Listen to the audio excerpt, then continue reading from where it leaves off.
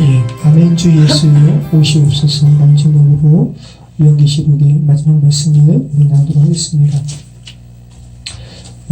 언제부터 저희가 요한계시록을 나눴냐 하면 2019년 9월 17일부터 나눴더라고요.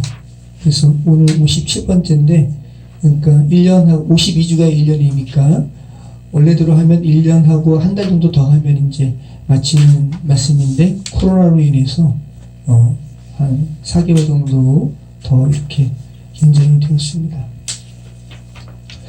자, 지난주에 우리는 예수님의 다시 오심에 대하여 우리가 살펴보았습니다. 예수님께서는 내가 속히 오리니 라고 말씀하셨는데 이 말씀은 미래형이 아니라 현재형이라고 했습니다. 그러니까 예수님께서 지금 내가 가고 있다. 그죠? 예수님 편에서는 내가 지금 가고 있다. 우리는 그것을 예수님께서 지금 오고 계시다라는 현재형으로 지금 요한계시록 말씀을 쓰고 있다라는 거죠. 자, 예수님께서 다시 오시는 것이 현재형이라는 것은 뭐를 말씀한다고 했습니까? 긴박성. 그죠? 긴박성. 자, 이러한 긴박성은 성경에서 계속 전하는 일관된 메시지입니다. 하나님은 언제나 현재 하나님이시기 때문에 그래요. 그죠?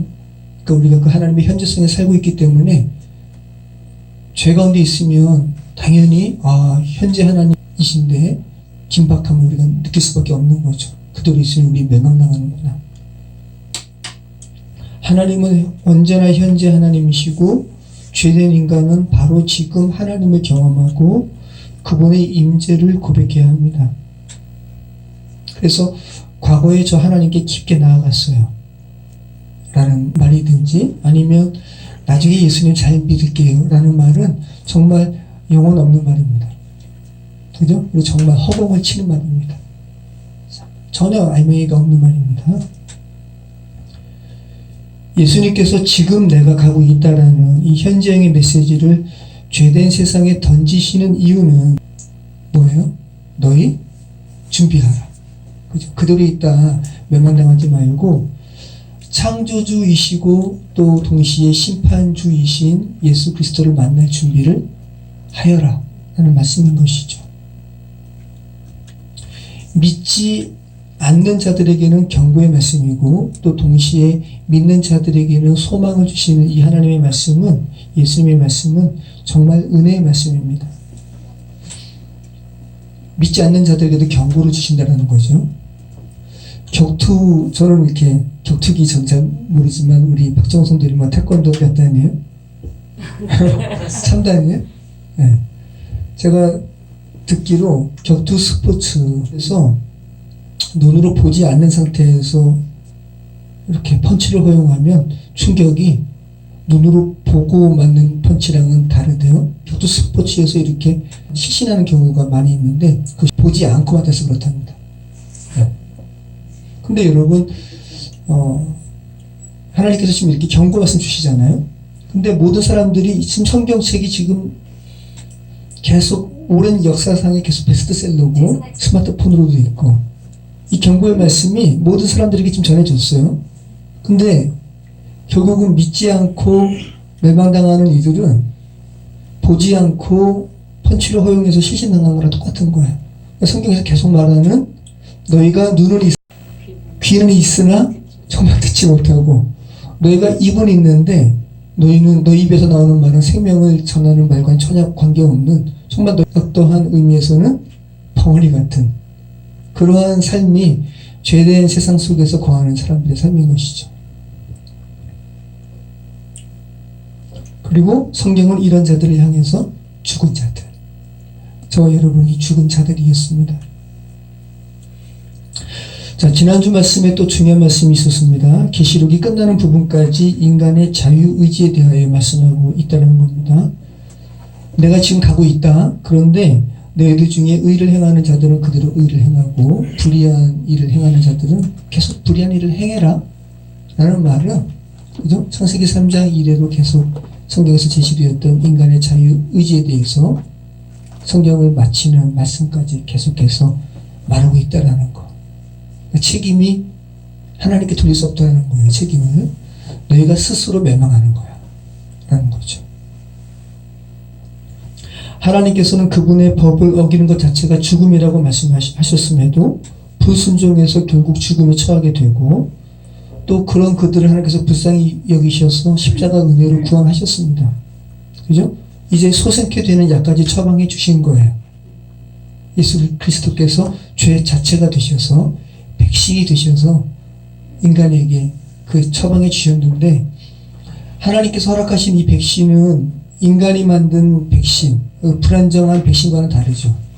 하나님께서 처방하신 예수 그리스도라는 백신은 완벽한 백신인데, 이거 자유의지로 거부하고 그대로 있다가 멸망당하는 이들이 어리석은 자들이라고 성경은 계속해서 성경 마치는 말씀까지 인간의 자유의지에 대해서 말씀하고 있다는 거. 지난주에도 강조한 말씀이지만 지금 제가 다시 한번 전하는 이 두 가지 메시지, 하나님은 지금, 예수님은 지금 속히 오신다. 그리고 너에게는 자유의지가 있다. 나는 이 두 부분, 예수님의 속히 오심과 인간의 자유의지를 동시에 성경의 말미에서 강조하고 있다는 것은, 죄된 세상에서 살아갈 때 너희의 자유의지를 어떻게 사용하라? 신중하게 사용하라. 라는 것을 지금 성경 메시지가 강조하고 있는 것이죠. 책임을 돌릴 수 없다는 겁니다. 오늘 말씀 나누도록 하겠습니다. 우리 계시록 22장 14절 말씀 우리 같이 읽겠습니다.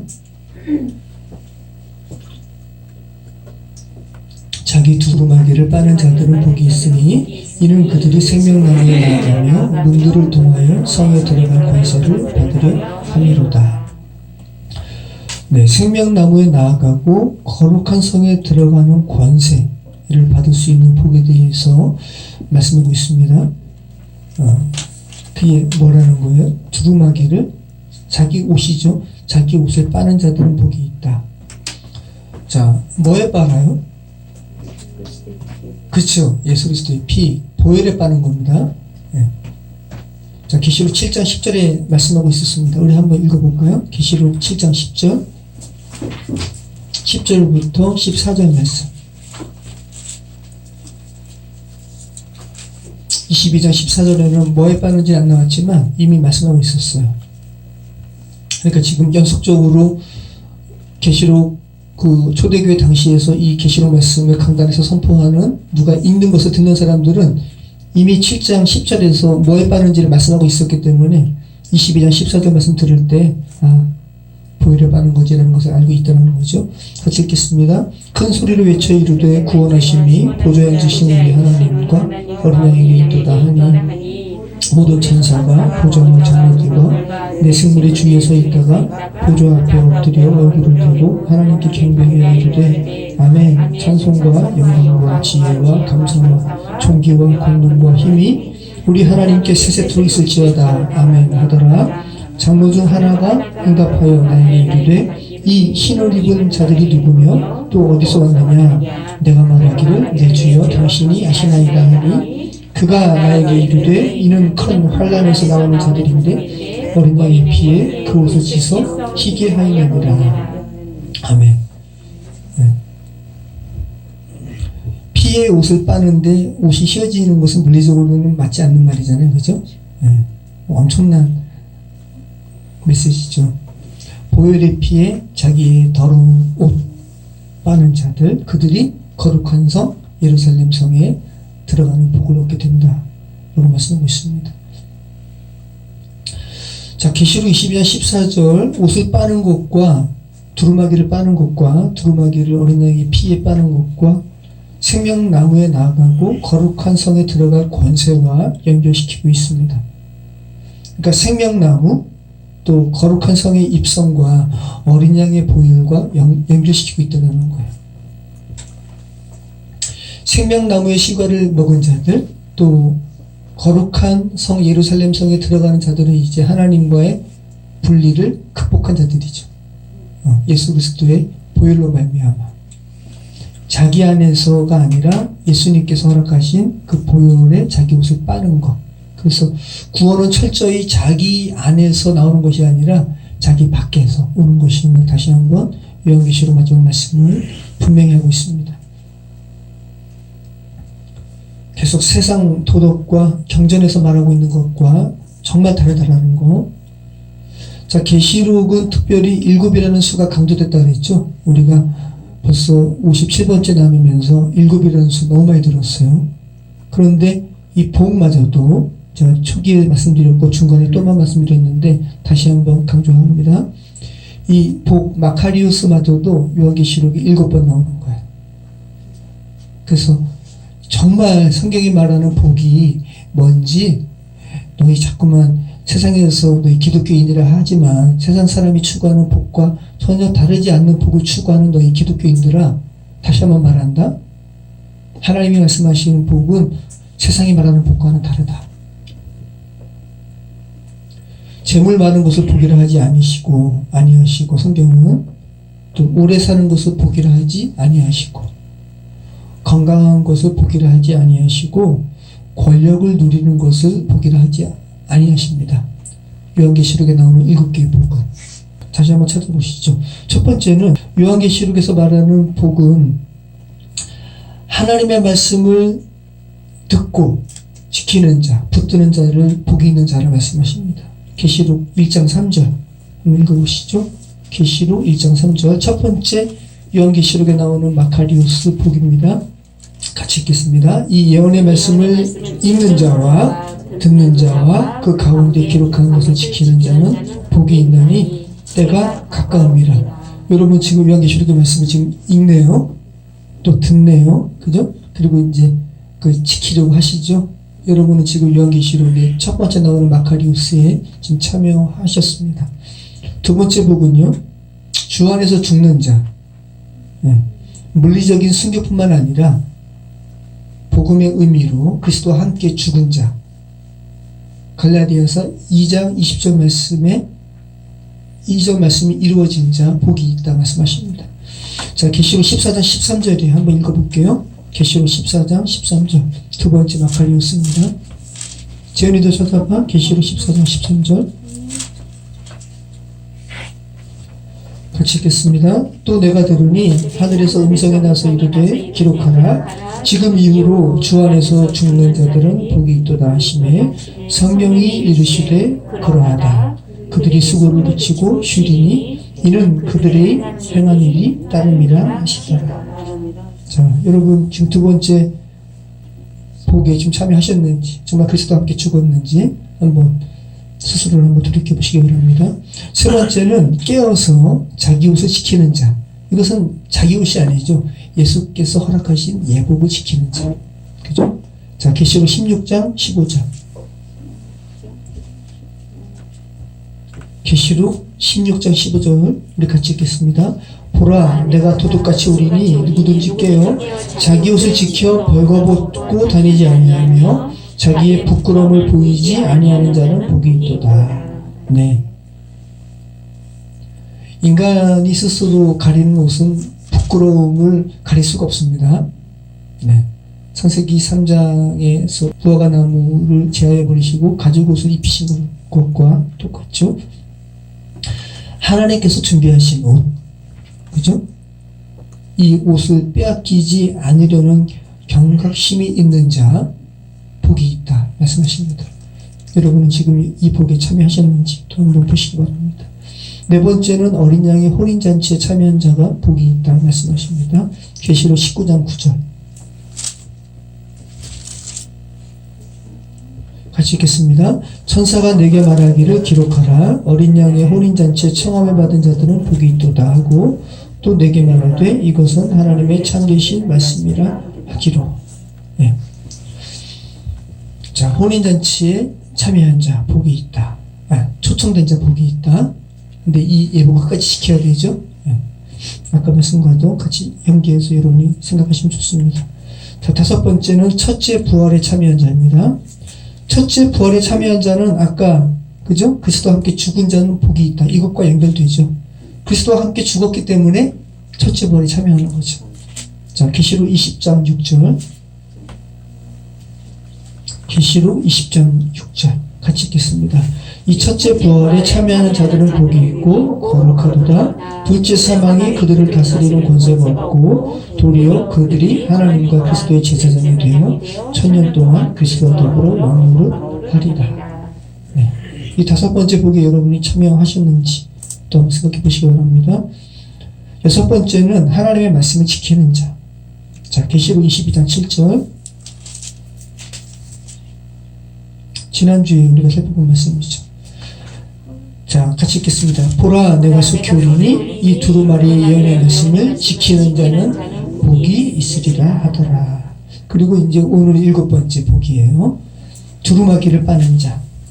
다시 한번 읽어볼까요? 자기 두루마기를 빠는 자들은, 계시록 22장 14절. 자기 두루마기를 빠는 자들은 복이 있으니 이는 그들이 생명나무에 나아가며 문들을 통하여 성에 들어갈 권세를 받으려 함이로다. 자, 결국은 요한계시록에서 말씀하는 7개의 복은 하나같이 다 하나님의 생명에 참여한 자들. 그죠? 자, 우리 15절 말씀 같이 읽겠습니다.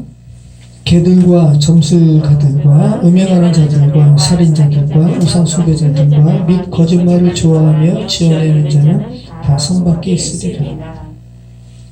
계속 요한계시록에서 거룩한 성에 참여하지 못하는 부류에 대해서 말씀하는 그 부류들과 같은데 하나가 추가된 그런 부류가 있습니다. 개들. 그죠? 개들이 뭘까요? 신약 성서에서 부정적으로 사용됩니다. 율법을 이렇게 강조하는, 너무 행위를 너무 강조하는 유대인들을 가리켜서 개들이라고 또 표현한 부분이 있어요. 자, 빌립보서 3장 2절 한번 볼까요? 빌립보서 3장 2절. 2절과 3절. 자기 육체를 신뢰하는 이들, 행위 구원을 너무 이렇게 추구하는 이들을 개들로 표현했습니다. 같이 읽겠습니다. 개들을 삼가고 해악하는 자들을 삼가고 몸을 상해하는 일을 삼가라. 하나님의 성령으로 봉사하며 그리스도 예수로 자랑하고 육체를 신뢰하지 아니하는 우리가 곧 할례파라. 육신적으로 행위율법, 나 정말 육신적으로 할례 받았거든? 유대인들은요.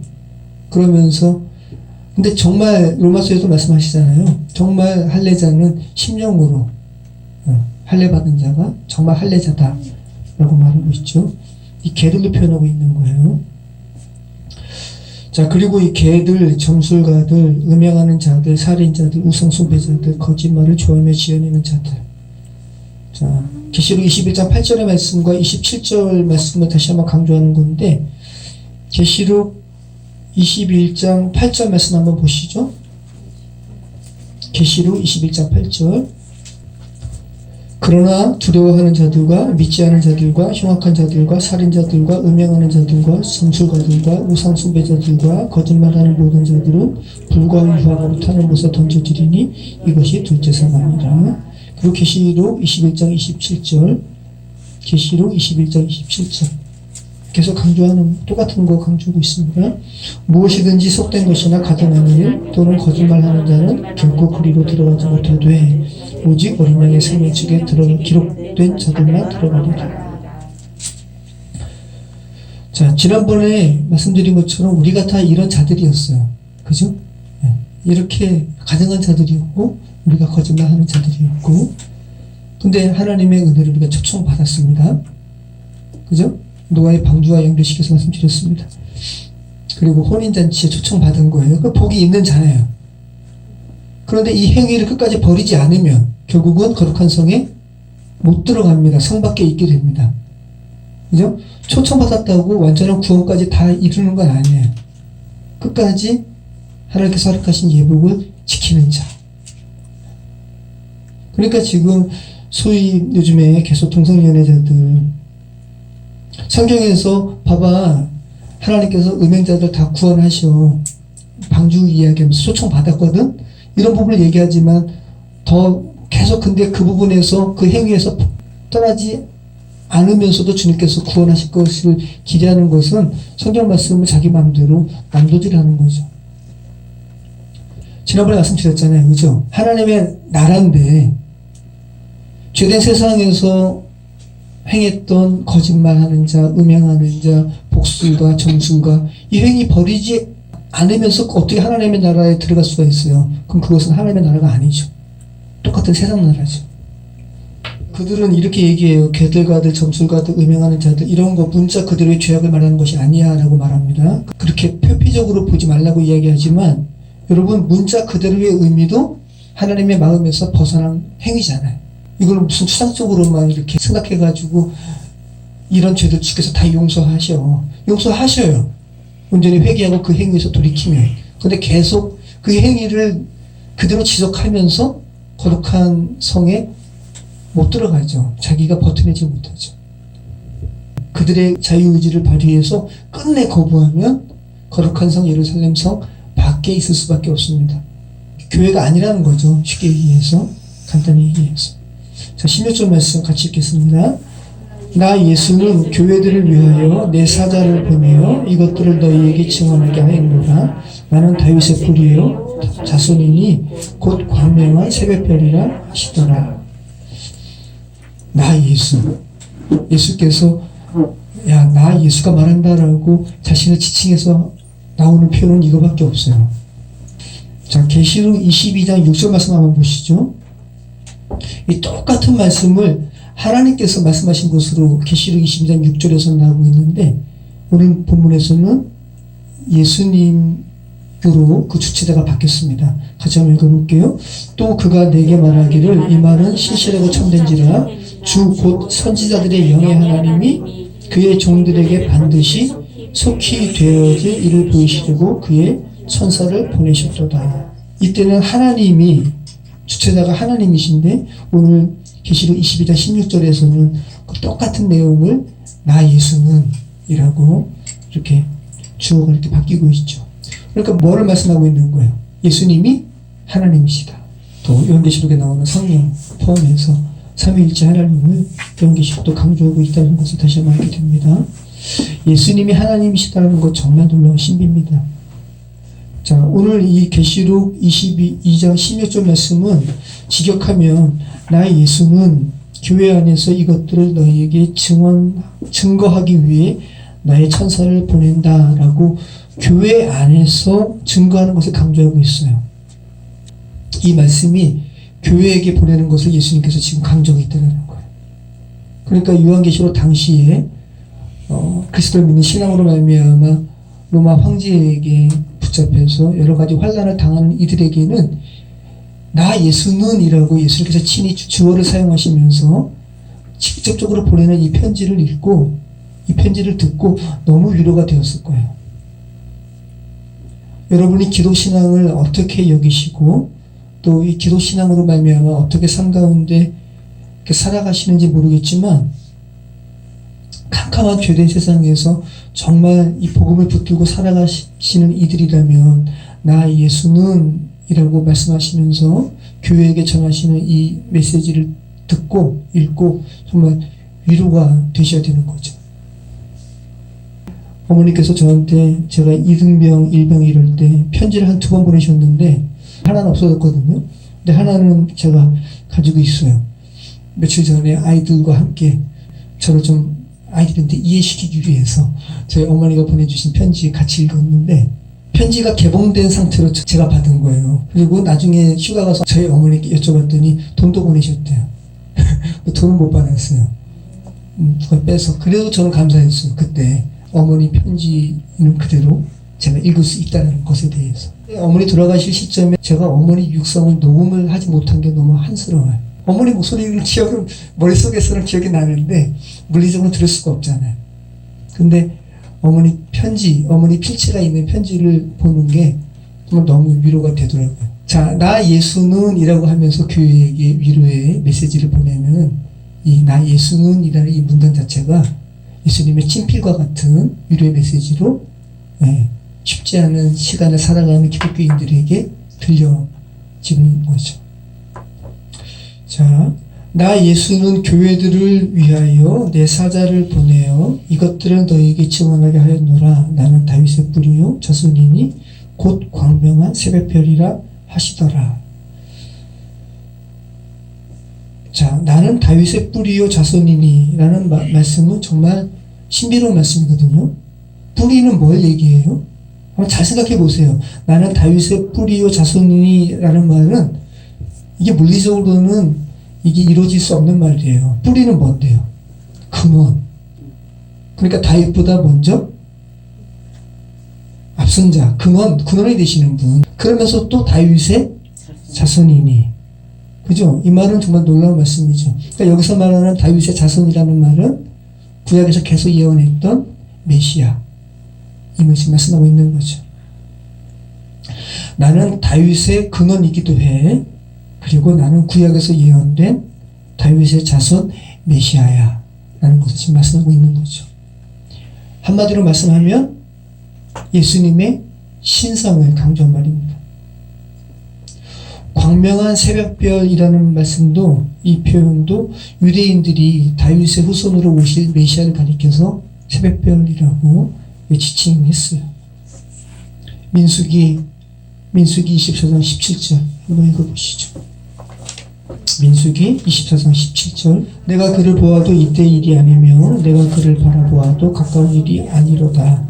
한 별이 야곱에게서 나오며 한 규가 이스라엘에게서 일어나서 모압을 이쪽에서 저쪽까지 쳐서 무찌르고 또 셋의 자식들을 다 멸하리로다. 네. 한 별이 야곱에게서 나오며, 야곱의 자손이 또 다윗이고요. 자, 17절 말씀 같이 읽겠습니다. 17절 말씀. 성령과 신부가 말씀하시기를 오라 하시는도다. 듣는 자도 오라 할 것이요 목마른 자도 올 것이요 또 원하는 자는 값없이 생명수를 받으라 하시더라. 지금 오라라는 말씀을 계속 강조하고 있는데, 성령님께서만 말씀하시는 것이 아니라 신부도 함께 말씀하신다. 신부는 뭐죠? 교회. 그죠?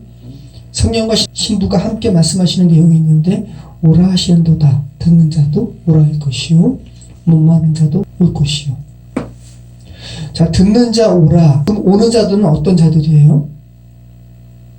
오는 자들이 결국은 뭐를 받으라고 말씀하고 있는데요? 생명수를 받으라. 그럼 여기 듣는 자는 오라라고 할 때 이 말씀을 듣고 오는 자들은 뭐를 갈망했던 자들이에요? 생명수. 예. 생명수가 어디 있는지 계속 찾았던 자들. 그죠? 그 정보를 구했던 자들이 정말 성령과 교회가 함께 말씀하시는 오라 하는 메시지를 듣고 가는 거죠. 자, 두 번째는 또 올 것이요라고 말씀하시는 자는 뭡니까? 목마른 자. 목마른 자도 올 것이요. 자, 모든 목마른 자, 정말 생명수에 목이 말라하는 자 오라. 그죠? 예수님께서 수가성에서 만난 여인이 정확히 이런 자였죠. 이 생명수와 관련해서 구약의 사슴과 관련된 시편의 기자들이 서술하고 있잖아요. 목마른 사슴이, 그죠? 물을 찾아, 신의 물을 찾아 헤매이듯이 어떤 분이 그 간증을 하시는 거예요. 저는 목마른 사슴 신의 물을 찾아, 이 찬양 잘 못한다고. 왜냐하면 구약에서 말씀하시는 목마른 사슴이 신의 물을 찾아 헤매이는 것이 그냥 단순히 우리가 그냥 관조적으로 그냥 태만하게 그냥 부르는 그런 찬양 정도가 아니라, 사슴은 물을 찾지 못하면 죽기 때문에 살기 위해서 광야에서 물을 찾는 거예요. 그 표현을 하고 있는 거거든요. 하나님께서 허락하시는 생명수 마시지 않으면 자기가 죽는 거 알기 때문에 그 갈급함으로 생명수를 찾는 자들, 그런 자들 오라. 그러면 내가 값없이 생명수를 줄게 라고 말씀하시는 거죠. 그러니까 정말 이 생명수는 원하는 자에게 주신다는 것이 포인트예요. 그죠? 원하지 않으면 이 생명수 받을 수가 없습니다. 그러니까 결코 돈을 주고 살려고 해도 못 사는 거. 진시황이 이거 알았더라면 사람들 시켜가지고 불로초 구하라고 그렇게 사람들을 괴롭히지 않았을 거예요. 그죠? 자, 값없이 생명수를 받으라라고 표현하지만 이사야 말씀은 값없이 돈 주고 값없이 살아라는 말씀을 하고 있었잖아요. 값없이 살아라는 말을 하고 있다는 거예요. 값없이 살아. 그냥 주는 게 아니라 값없이 사는 것은 그냥 받는 건데, 산다라는 표현을 하고 있는 것은 이 생명수의 가치에 대해서 말씀하고 있는 거죠. 이거는 돈이 있어도 못 사는 거야. 근데 정말 원하는 자들은 하나님께서 은혜로 주시는 것이다 라고 말씀하고 있는 거죠. 이 의미를 아는 자는 엄청난 은혜를 깨닫는 자입니다. 자, 그리고 원하는 자에게는 값없이 주어진 생명수이지만, 그죠? 억지로 주어지지는 않는다.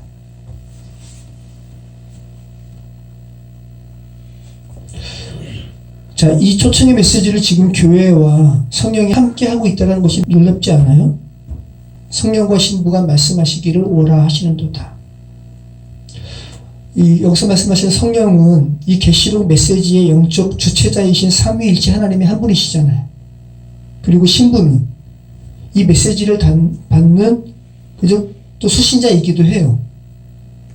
그런데 여기서 말하는 이 신부는 이 메시지를 받는 요한계시록의 7교회 수신자, 단순히 그 의미를 넘어선, 그죠? 이 수신자들을 포괄하는 교회죠.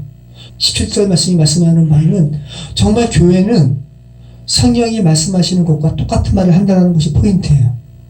이 말씀을 여러분 잘 생각해 보세요. 정말 놀라운 말씀인 거예요. 교회가 세상에 할 말은 그대로 있다가 죽지 말고 계속해서 주시는 생명수 마시고 다시 살라라는 성령과 함께 외치는 이 말밖에 없다는 거예요. 성령과 교회가 같은 말을 하고 있다는 거, 이것이 포인트라는 거죠. 그럼 여러분이 교회로 부르심을 받았고 지금 교회시라면 그럼 여러분 안에서 나오는 말이 성령과 지금 함께하는 이 말인가? 그걸 한번 생각해 보신다면 여러분의 삶이 교회로 하나님께서 부르신 삶이 어떤 것인가 다시 한번 생각하게 되는 거죠. 그리고 또 이 부분이 말씀하는 바는 여러분을 죄 가운데 여러분이 똑같이 개들로 배웠는데 거짓말하는 자들, 그죠?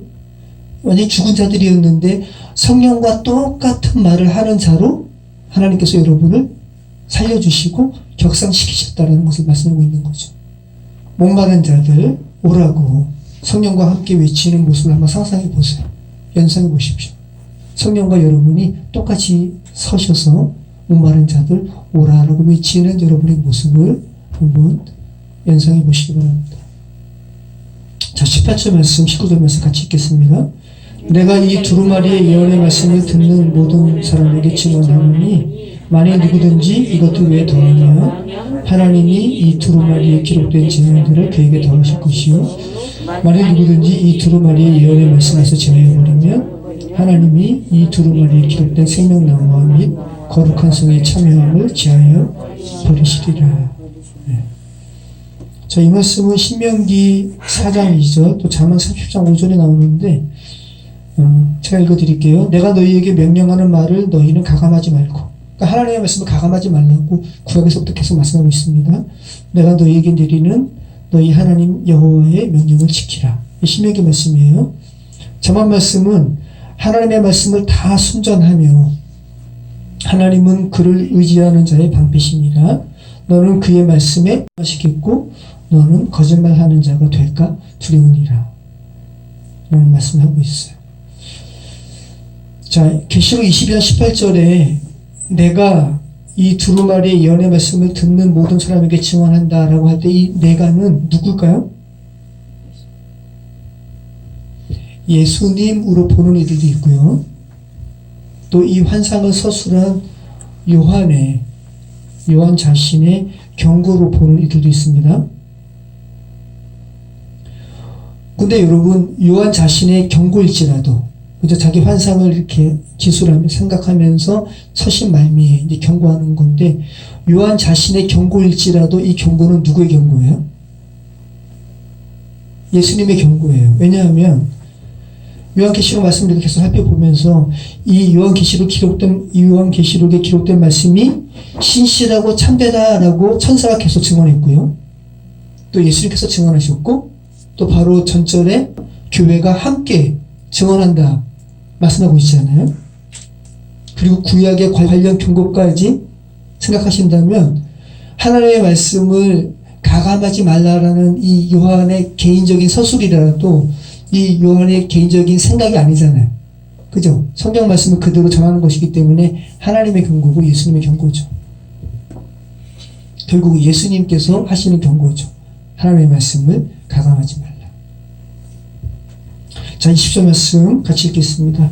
이것들을 증언하신 이가 이르시되 내가 진실로 속히 오리라 하시거늘 아멘 주 예수여 오시옵소서. 네. 아멘 주 예수여 오시옵소서. 계속 요한계시록 말미에 22장에서 계속 반복된 예수님께서 말씀하신 내가 속히 오리라, 속히 오리라, 속히 오리라. 이렇게 강조하신 반복하신 예수님의 말씀에 이제 응답하고 있습니다. 아멘 주여 오시옵소서. 이 말을 예수님 당시에 초대교회 당시에 공용어였어요. 아람어. 유대인들은 아람어를 사용했습니다. 엘리 라마 사박다니, 이것도 아람어예요. 근데 아멘 주 예수여 오시옵소서 할 때 주님 오시옵소서가 마라나타예요. 아람어로.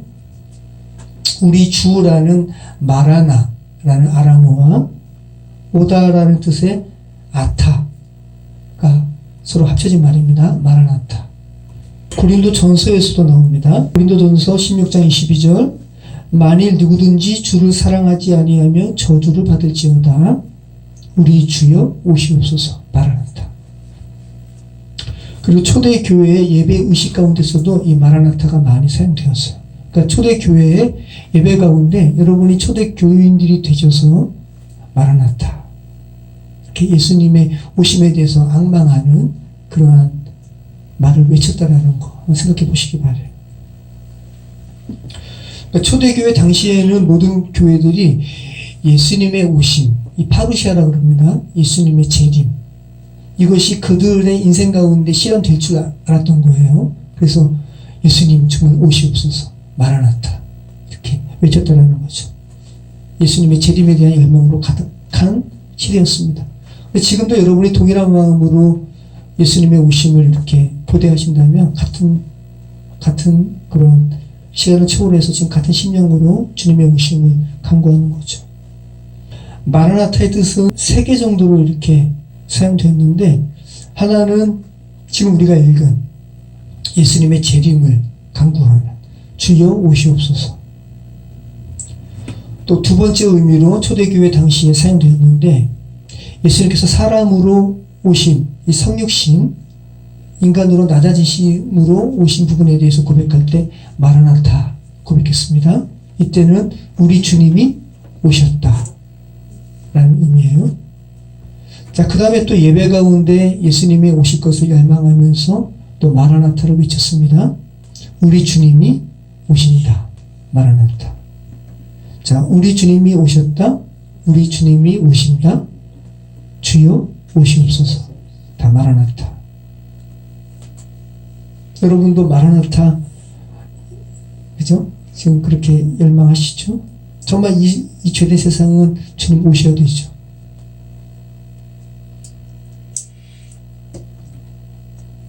자, 21절 같이 읽겠습니다. 주 예수의 은혜가 모든 자들에게 있을지어다. 아멘. 자, 성경 66권의 마지막을 장식하는 문장입니다. 주 예수의 은혜가 모든 자들에게 있을지어다. 자, 다시 한번 여러분이 한번 이 성경 66권을 마무리하고 있는 마지막 문장이 모든 자들에게 예수의 은혜가 있을지어다 라는 말로 마치고 있다는 것을 다시 한번 생각해 보시죠. 정말 하나님의 마음이 느껴지지 않으세요? 죽지 않고 살기를 바라시는 하나님 아버지의 마음. 모든 자들에게 예수의 은혜가 있을지어다. 정말 모든 자들에게 필요한 것은 예수님의 은혜입니다. 그리고 예수님의 은혜는 모든 자에게 미칩니다. 자, 예수의 이름의 의미가 뭐예요? 자기 백성을 저희 죄에서 구원할 자. 모든 자에게 예수님의 은혜가 미치지만, 그죠? 그런데 모든 자가 예수님의 백성이 되지는 못해요. 자기 의지대로, 자유 의지대로 그 초청에 반응하고 하나님의 말씀 가운데 있는 자가 예수님의 백성이 됩니다. 자, 반모섬에서 천사에게 이끌려서 말로 형용하지 못할 환상을 본 요한이 지난번에 말씀드렸잖아요. 이 꿈이에요, 꿈. 어쩌면 요한에게 있어서 수시간, 어쩌면 수십 분의 물리적인 시간으로 따진다면 이 정도 시간에 요한에게 펼쳐진 환상일 수 있어요. 근데 이것을 말로 풀었으니까 22장이나 되는 이런 엄청난 분량의 책이 되었습니다. 밤모섬에서 천사에게 이끌려서 말로 형용하지 못할 환상을 본 요한이 글로 풀었은 후에 마지막 자신의 감정을 편지의 형식으로 빌어쓰고 있습니다. 요한의 심정이 되셔서 한번 읽어보시죠. 주 예수의 은혜가 모든 자들에게 있을지어다. 네, 아멘.